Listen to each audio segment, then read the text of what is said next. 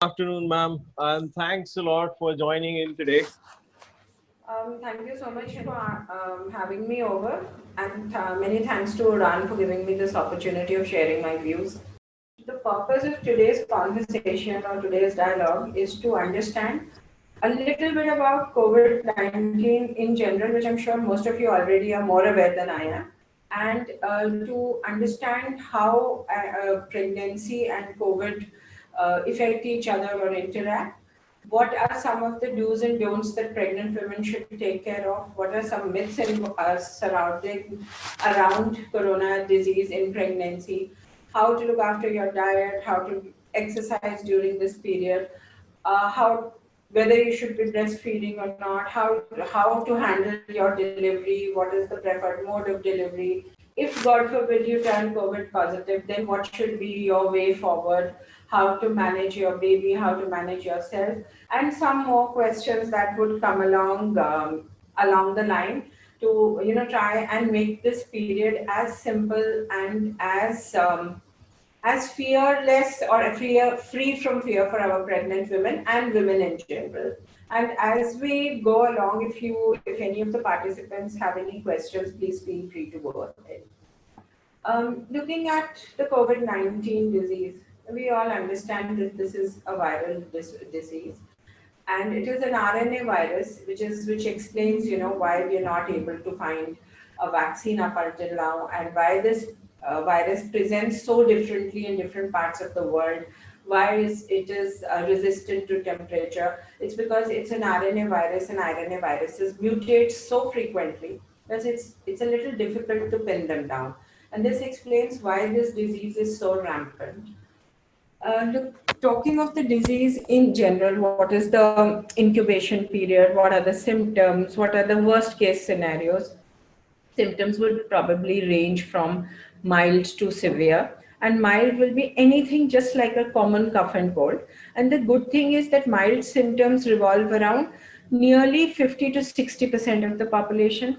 About 30-35% of the population will have moderate symptoms, which could be symptoms like high grade fever, a chronic cough, body pain, intestinal symptoms like loose motions, disappearance of smell and taste, and many other issues which um, which kind of make you a little more sick than a normal flu, but eventually have a rate limiting or a self limiting spread, and the symptoms as disappear as they appear, and the patient is usually fine within 14 to 21 days.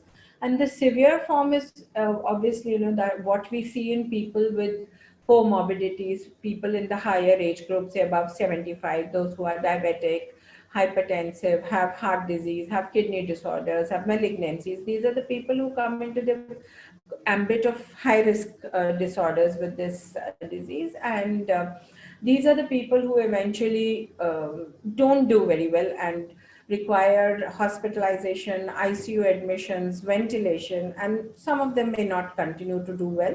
And this is the bracket of people which comes into the so-called 2% mortality of this disease.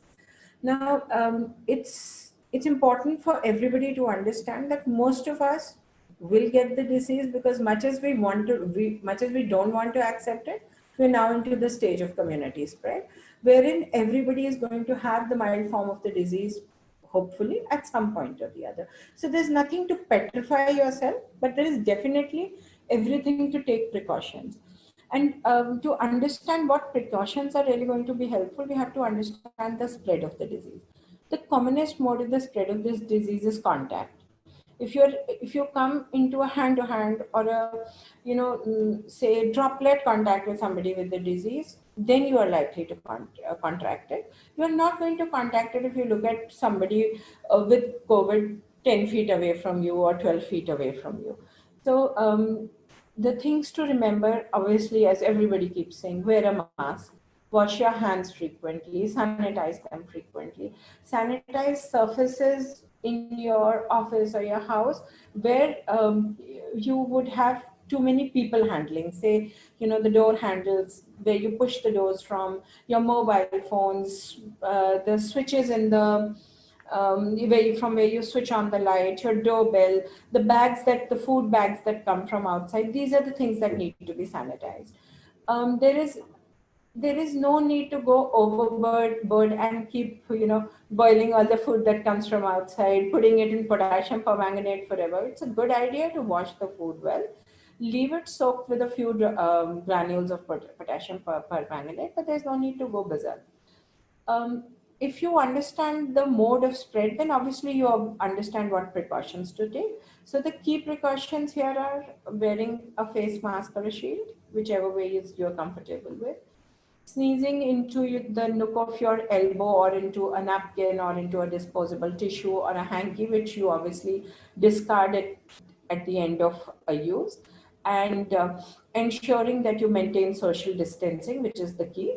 Washing your hands frequently, say after every 2 or 3 hours, with a normal soap, normal water for 20 seconds, and frequently sanitizing your hands with a disinfectant. So these are some of the common things that you can do to ensure the decrease in the spread. The other things that you can do is take steam, do gargles. This is only to decrease the viral load. This virus is not, up until this point, very temperature, let's say, it doesn't die very easily with temperature. So taking steam or taking gargles is not going to ensure that you don't ever get the disease. It will only decrease the viral load if you get it, if you get the disease, or if you have had exposure. So these are little things to do. The important things to do perhaps are to increase your own vitality, to increase your own resistance, to ensure that you are in a general good health. Do not step out if it is not necessary. Avoid contact with people whose background you don't know or you're not aware of. Or if you have domestic help in the house, ensure that your help is either adequately informed on how to protect themselves, or they are coming from within your house. It's domestic help that stays with you, or they are coming from a place which is not in the containment zone. Try and um, decrease your exposure to outside places.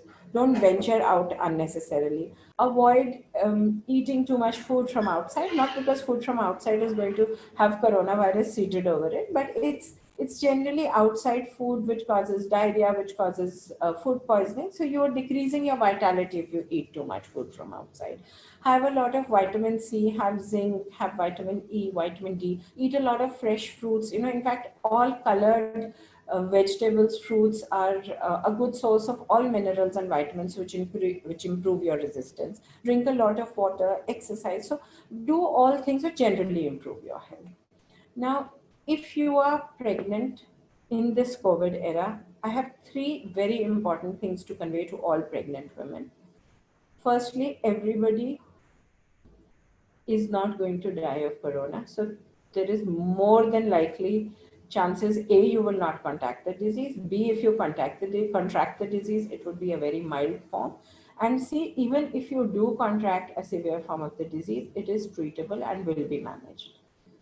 Secondly, pregnancy per se, because it kind of decreases your immunity a little, because your belly is distended with the abdominal contents of the baby. So your respiratory system may not be as efficient as that of a normal person for the period that you're housing the baby in your womb.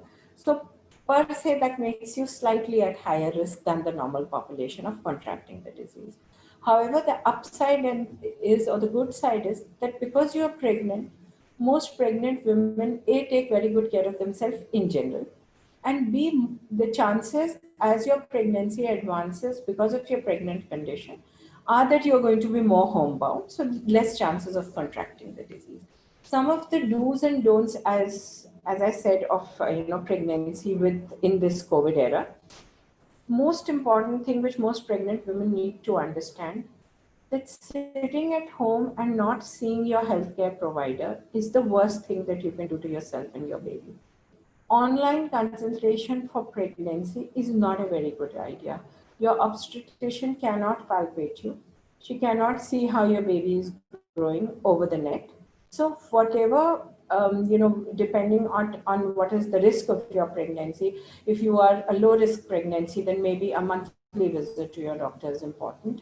If you're a high risk pregnancy, say you're extremes of age, or you have diabetes with pregnancy, hypertension with pregnancy, or if you're an assisted reproduction treated pregnancy, or you have a comorbidity like a heart disease with pregnancy, diabetes with pregnancy, renal disease with pregnancy, or any other autoimmune disorder with pregnancy, then perhaps your frequency of seeing your doctor should be more frequent, but which is something you and your healthcare provider have to come to a consensus on. But definitely visit your doctor regularly. It's important for your doctor to understand how you are doing, for you to interact with a healthcare provider to understand what the do's and don'ts are at that point, and also for your doctor to be able to understand that your baby is growing well and there is no need for any intervention in between. So that is a very important do during pregnancy. Other than that, as I said, try and be as indoor as possible, practice social distancing, use a mask. Now, the use a mask can become a tricky issue with pregnancy sometimes, because most women with pregnancy, especially towards the end, start having breathing issues. So, if you are homebound and you are not in contact with anybody who might be a potential carrier, you can dispense with the need of with the use of a mask while you're indoors. But when you're going outdoor, please ensure that you wear it. The other do's, of course, are to try and stay as much indoor as possible, eat healthy, um, don't don't just be stagnant, stuck to the bed. Move around the house, walk around the house, be active, ensure that areas around your house are clean and sanitized. Open the windows frequently so that fresh air and there's an air exchange within the house. If you're working and pregnant in this COVID era, try and take a work from home. Restrict your office visits to as little as possible. Try in the office to be in a space where there is not where there are not too many heads, and obviously do more of video conferencing. Do find ways to decrease your viral load.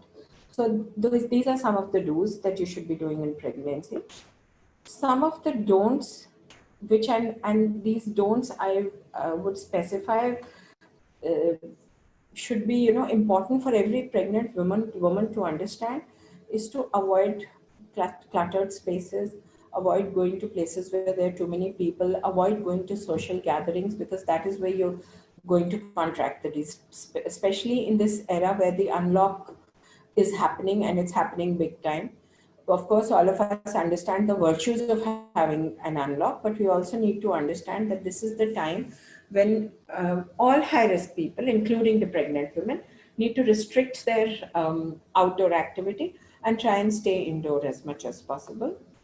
Avoid, sort of ensure that you are not coming in contact with people who might be carriers. Ensure that you are not interacting too much with domestic help whose background you do not know.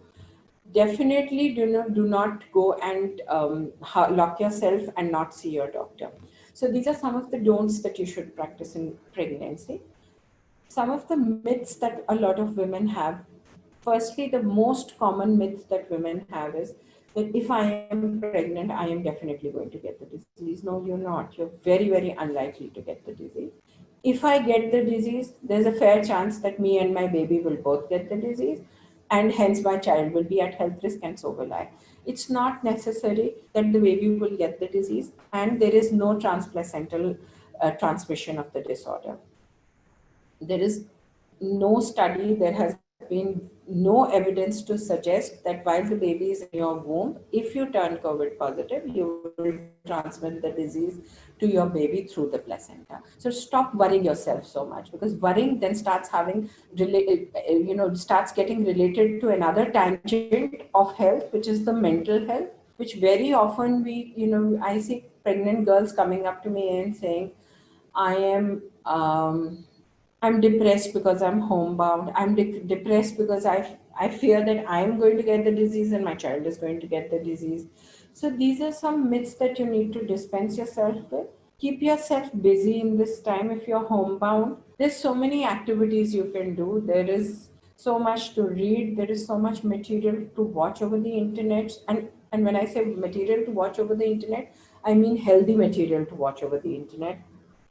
There is this, exercises that you can do. There are so many videos which tell you how to meditate, how to do pregnancy safe yoga, how to do exercises during pregnancy, how to eat well. There is so much material available online to keep you occupied. Do little things like cooking for the family. Do little things like tidying up your house. If you're pregnant, you don't have to not do any physical activity at all. So it's important to supervise your house. It's important to tidy up your house, keep surfaces free of wipe surfaces off. And these are little things you can do while you're pregnant.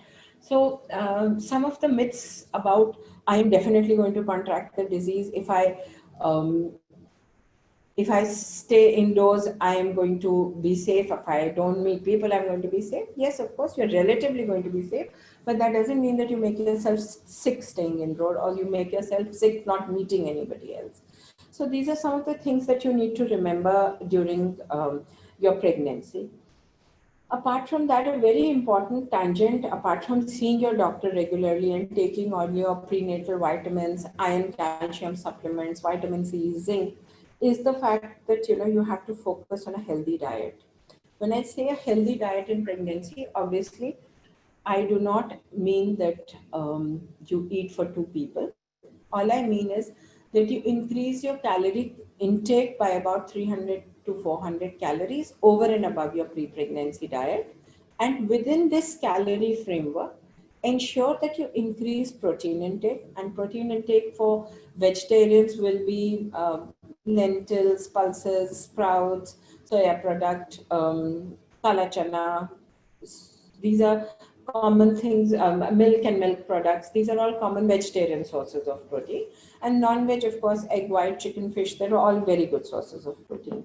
So increase your protein intake, increase your water intake because that detoxifies your system. Increase your fruit and vegetable intake because that fruits and vegetables are the richest sources possible of vitamin C, vitamin E, vitamin D. So take all of them. If you have a house with a garden, sit in the garden frequently, or sit in your balcony frequently, or open your doors and windows so that you get enough sunlight and you get enough vitamin D. So these little additions in the diet. Have a lots of nuts because they're rich in selenium, they're rich in zinc, they're rich in all possible vitamins. So almonds, walnut, anjeer. Apart from being good sources of vitamins, they're also good sources of omega 3. So that's useful for your baby's mental development.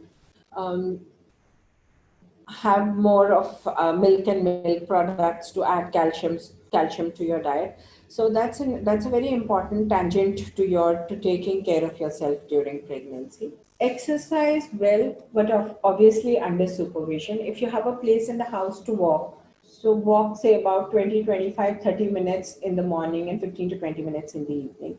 If you do not have a place to walk in the house, perhaps what you can do is some form of prenatal exercises, which either your clinician can advise you, or the antenatal specialist or the physiotherapist attached to the clinic or the hospital which you visit can advise you. Apart from that, you can go online and look at some say yoga videos, or some videos for antenatal exercises under the supervision of an expert online, and do these exercises while you are at home. So that's another important tangent which most of us choose to somehow get around to ignoring, but it's very useful in pregnancy to maintain your health and to maintain your vitality during pregnancy. Other than that, a very important question in pregnancy is which hospital to choose. In this era, I think the most important thing is to remember that if you have access to a hospital which is a birthing unit and has been COVID free so far, or is not a COVID facility, that might actually have an edge over any other hospital. because it's a safe place to deliver. Other than that, try and deliver in a place which is well equipped. Say, God forbid, you do during the course of the delivery or your hospital stay discover that you're COVID positive.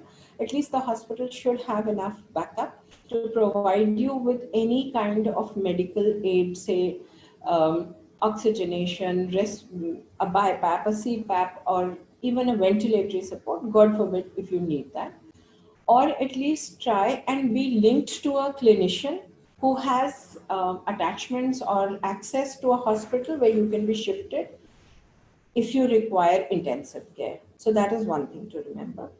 Also remember to try and find a hospital which is close to your house.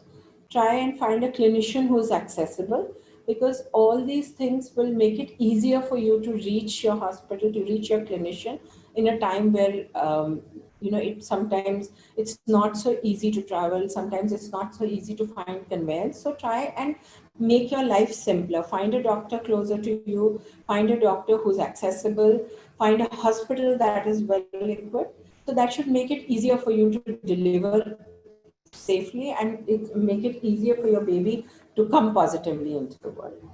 Mode of delivery, not important. That should be your obstetrician's call. And of course, you have to understand that a lot of hospitals will do a COVID test on you when you're going in for delivery to understand which category of area of the hospital to keep you in, how to handle you, what kind of care to give you, and also for the safety of the healthcare provider. So don't get petrified of a COVID test.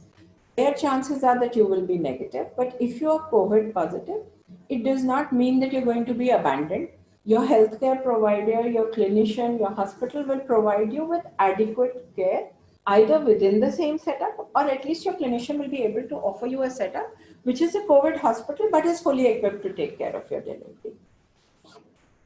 Apart from that, whether you have a C-section or you have a vaginal delivery is really going to make no difference on your ultimate well-being or the well-being of the baby. It is for the clinician to take a call as to what is the safest, quickest, and most baby-friendly route to deliver to bring your baby into this world. Now, breastfeeding in the COVID era, definitely an absolute yes. Because when you breastfeed your baby, as you are transmitting um, antibodies to other diseases, there is some chance, especially with this rampant spread, that you might be a silent carrier, you will transmit the antibodies to your baby.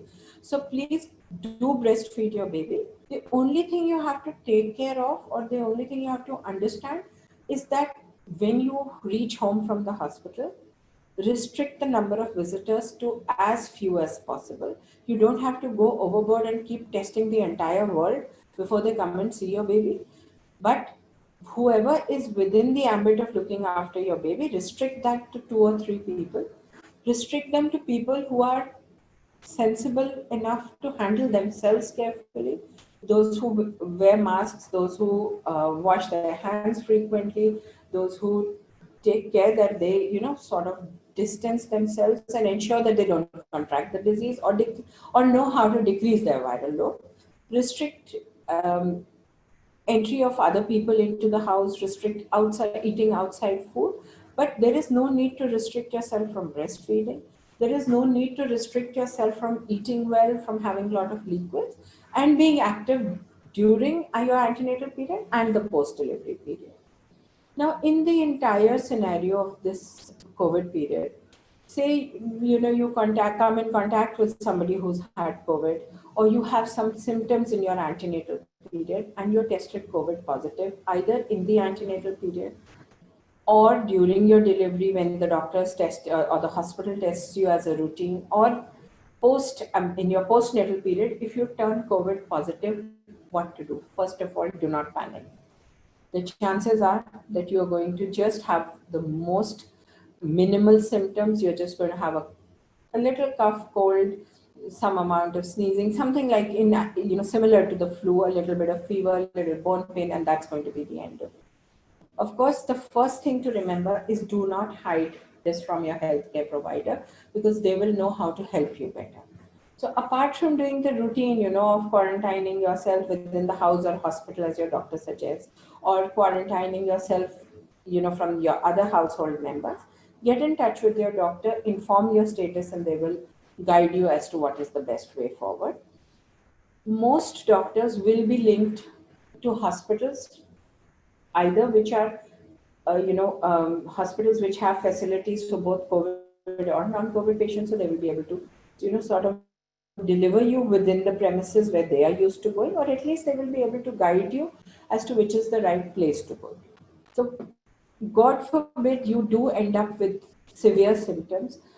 The fact that you're, in the fertility age group and you're relatively a young person, chances are that you're not going to have a very severe form. But even if you do, the chances are more than good that you will end up doing well and you will recover from the disease. So do not panic. Just inform your healthcare professional ASAP so that you're, managed accordingly. And the same rules would apply even if you're COVID positive. You can wear a mask and breastfeed your baby. There are no restrictions in breastfeeding the baby. All you have to do is to ensure that before handling the baby, you've sanitized yourself well. You're wearing maybe, something which ensures that it's like a fresh set of clothing before you take the baby. Wear a mask, breastfeed the baby, and hand the baby over to a healthcare provider. Maybe you don't need to be in 24 hours contact with the baby, but there is no reason not to breastfeed, and there's no reason to get petrified and go into a state of depression, as I find so many mothers going into, just by a fear that what will happen if I turn positive, and if they are positive, just this fear that I'm positive, what is going to happen to me? Am I going to get thrown out? Am I going to get abandoned? None of this is going to happen. So please do not panic, and please ensure that you don't hide your COVID status from your doctor. Apart from pregnancy and COVID, there's another very important dimension to health, which is the mental health of women, which I had touched upon earlier.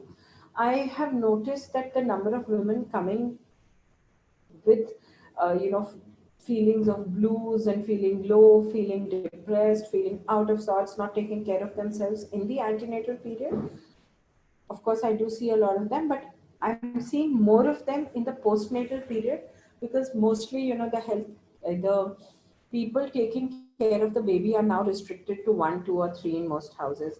Domestic help is restricted, so it's the onus of looking after the child, or the newborn baby is now mostly on the parents, and or at the most, one more helper in the house.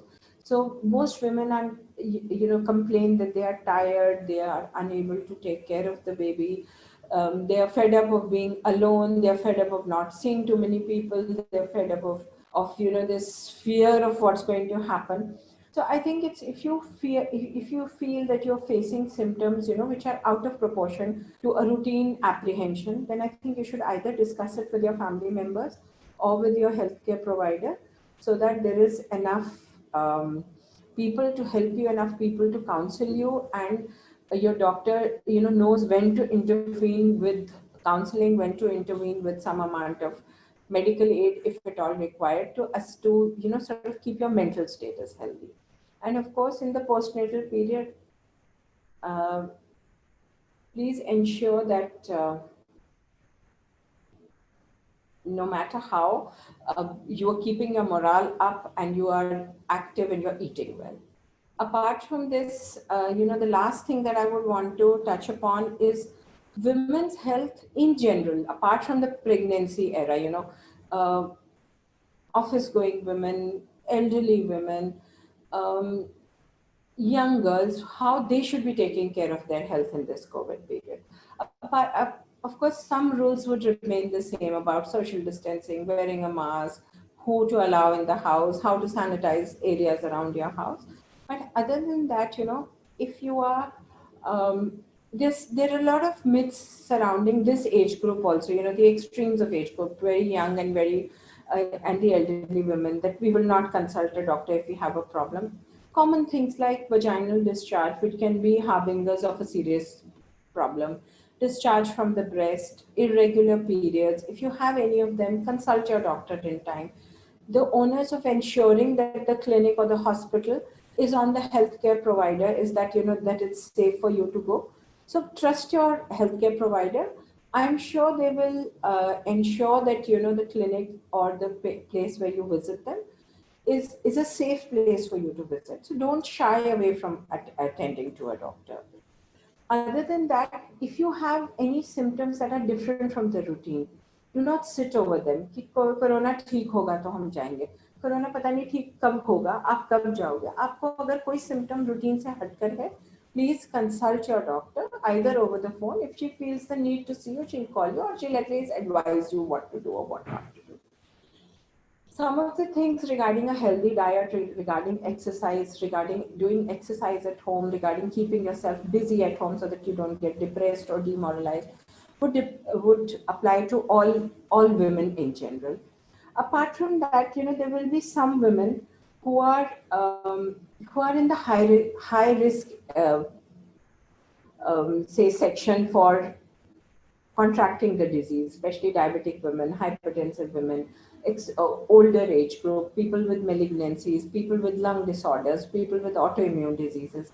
So if you are in any of that age group, please ensure that, or that high risk group, please ensure that you have, you're taking adequate precaution, you're maintaining distancing, you are taking your medications for your comorbidity well. And if you have any symptoms like you have a chronic cough, you have prolonged fever, or you have symptoms of flu that are lasting beyond 3 4 days, or you are breathless, or you have bone pains, or you have loss of smell and taste, or you have you have loose motions which you cannot explain, or you have a chronic body ache, so please consult your doctor straight away. If you're diabetic, monitor your sugars in this period carefully. If you have a renal disorder, be in loop with your doctor so that your renal condition can be monitored and it does not deteriorate, and it sort of doesn't make you at high risk for contracting COVID. These are really some of the pointers that I could think of. If anybody has any questions to address, or if anybody has any issues they think I should discuss more in detail or highlight, please feel free to do so. Ma'am, there is one question on the panel, that is like, please suggest diet for diabetic patients. Um, well, diabetic patients obviously need to understand that they have to restrict their calories, which is perhaps the same as what they would do in a non-COVID era. So most diabetic people have a calorie, capping which their dietitian or their diabetologist has given them, and it's usually somewhere between 1,800 to 2,000 calories. Apart from that, there are some foods which all diabetics need to avoid, which is मीठा नहीं खाना, deep fried avoid करना है, आलू चावल चीनी अगर आप ले रहे हैं तो उसको अवॉइड करेंगे. So these are some things that you obviously don't do because you're a diabetic. Other than that, a diabetic needs to understand that they have to have a certain amount of proteins which is important for them, and they also have to sort of pick up their vitamin C, zinc intake in this period because they're more vulnerable to COVID than others. So have a lot of fresh fruits, have a tablet of vitamin C, कोई zinc related vitamin B complex खाओ. उसके अलावा if you can, then have a lot of fresh fruits. Now fresh fruits would obviously not include things like mangoes, grapes, lychee, chiku, sarda, because these are fruits with free sugars. So, but other fruits like apple, guava, even that odd banana, melon, watermelon, cherry, plum, aloo bukhara, dry fruits like almonds, akroot. These are very healthy foods, and these are very low in calories, and they are not sources of free sugar, so they will not derange your sugars. Of course, you will not go overboard with having them because you're diabetic and you need to restrict your diet, but as food substances, they are very useful for diabetics. Apart from that, vegetables with high nutrient value but low calorie values, spinach, beans, carrots, Lauki, tori, tinda. These are all very good vegetables to have, very low calorie and very good in nutritional content. Apart from that, the general rules, do deep breathing exercises, blow into a balloon. If you are at high risk of having COVID, if you fall into the high risk category, which also applies to our pregnant women. Apart from your routine exercises, deep breathing exercises, and simulating what is like, blowing a balloon. Either just take a balloon and blow it 20 times in a day, blow that balloon. Audience were like, looking for some questions to be answered. So Sure. I have a question. What additional precautions should I take while going for delivery? A couple of things that you have to take care, that you choose your clinician and your hospital carefully. That we've already, sort of touched at some of the points. You should be looking at a hospital with a good ICU backup, or at least, the possibility of shifting you to a good ICU in case worst case scenario. Hospital which is well equipped with all maternity and neonatal facilities, and a hospital preferably which is a COVID free facility. So these are some of the things that you should take care, and also a hospital which has a blood bank facility. So that's how you should be selecting your hospital.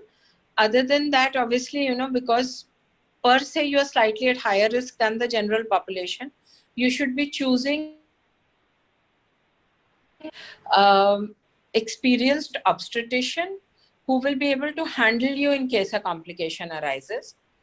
Other than that, as I said, if you, most hospitals will do a COVID test for you before you enter into the hospital or the birthing suite. So if you have been asked to do a COVID test, please ensure that you do it. And in case, God forbid, you turn out to be COVID positive, do not hide that from your healthcare provider. Other than that, when you are in the delivery period, or in your, when you are in active labor, the norms of labor would remain the same for pre-COVID and the COVID era. So there is no change. The rest of the things, how the ancillary staff handle themselves, how they ensure that, you are kept in the safest possible environment, is the onus of the healthcare provider. Other than that, in your pregnancy period, how you look after your diet, how active you are, how you have been taking your vitamins regularly, how you sort of keep, your morale good, and how you keep yourself physically fit. All these things will have a role to play in, how your post-delivery period or how your delivery period is managed. Okay. And ma'am, there are few medicines prescribed by Ministry of Ayush which are homeopathic medicine. So would it be safe to take those medicines along with the allopathic medicines that my doctor has suggested me? Person who is, who is not fully qualified or trained for the homeopathic field of medicine, I can only give a very general opinion. But specifically, obviously, your homeopathic doctor will be the better person to advise.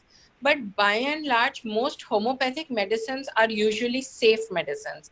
They don't have anything in them which is not baby friendly or not mother friendly. So it should be all right to have homeopathic medicines with your regular allopathic medicines. Okay, thank you so much, ma'am.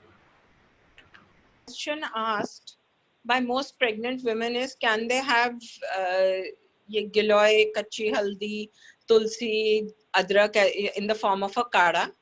And the answer to that is, as long as you're not going overboard and you're having it in moderate quantities, it's perfectly safe to have it. How much it will eventually help is a question which really I cannot answer. But since, all of them are things which improve general health, they're rich in nutrients, they have antibiotic properties, it may actually not be a bad idea to have these during pregnancy. very general questions wherein like people are suggesting to take such kind of kada or medicines or homeopathic medicines to boost up the immunity. So Yeah, like, as long as and you're women not going especially. overboard and you're not having them you're having them only in moderate quantities, I think it should be all right to have any of them. Right, right. That's great. And I think any age group can take it. Yes, any age group can take it, but if you are, if you have a comorbidity or you're in extreme of age group, then it might be a good idea to just consult your physician or your, healthcare provider before you take Thanks it. a lot for joining in today. Thank you so much for having me over, and many thanks to Udan for giving me this opportunity of sharing my views.